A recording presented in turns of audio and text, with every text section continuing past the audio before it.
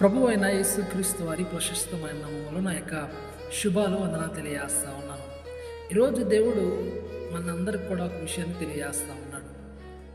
చాలామంది అనుకునే విషయం ఏంటంటే, సహజంగా నేను ఎందుకు ఇలాంటి పేదరికంలో పుట్టాను, ఎందుకు ఇలాంటి పేద స్థితిలో నేను జీవిస్తున్నానని బాధపడుతూ ఉంటారు. ధనవంతుని కుటుంబంలో పుట్టుంటే బాగుండేది కదా అని చాలామంది అనుకునే వారు ఈ లోకంలో ఉన్నారు.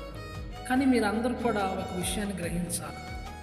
యేసు ప్రభువారు భక్తుడి చేత బైబిల్ గ్రంథంలో ఒక మాట తెలియజేస్తూ ఉన్నాడు. చూద్దామా?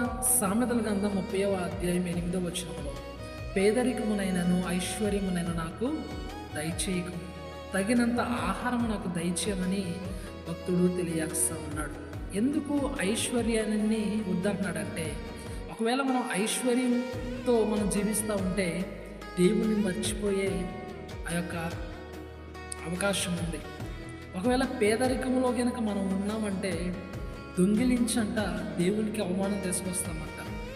అందుకే నా భక్తుడు తెలియజేసే విషయం ఏంటంటే, పేదరికమునైనను ఐశ్వర్యమునైనను నాకు దయచేయదు ప్రభా, తగినంత ఆహారం నాకు చాలు, తగినంత వస్త్రాలు నాకు చాలు, నాకు ఈ జీవితం ఇచ్చాక చాలు ప్రభా అని దేవుణ్ణి స్తుతిస్తూ ఉన్నాడు.